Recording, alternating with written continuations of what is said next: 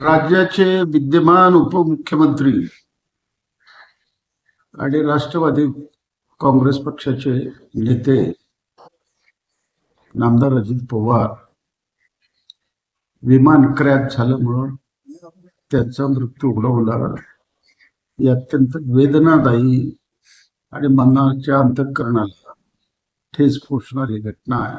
जवळजवळ 1978 पासून माझे त्यांच्याशी संबंध होते आणि अनेक प्रश्नावर त्यांच्याशी माझी चर्चा झाली. गोदूताई परोळेकरचा प्रश्न असो, रेनगरचा प्रश्न असो, विडी कामगाराचा प्रश्न असो, रेशनचा प्रश्न असो, युवकांच्या रोजगाराचा प्रश्न असो, कामगाराच्या कायद्यासंबंधी अनेक वेळा त्यांच्याकडे मी शिष्टमंडळ नेलं. त्यांच्याशी चर्चा झाली. काही वेळेला निर्णय मिळाले, काही वेळेला निर्णय मिळालेला नाही, परंतु त्यांनी चर्चा घडवली.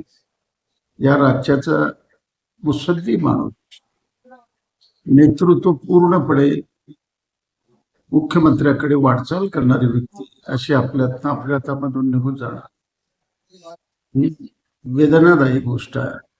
कम्युनिस्ट पक्ष आणि कष्टकऱ्याच्या वतीनं त्यांना भावपूर्ण श्रद्धांजली अर्पण करतो आणि त्यांच्या कुटुंबियाने या दुःखामधून सावरावं अशा पद्धतीची अपेक्षा व्यक्त करत आहे.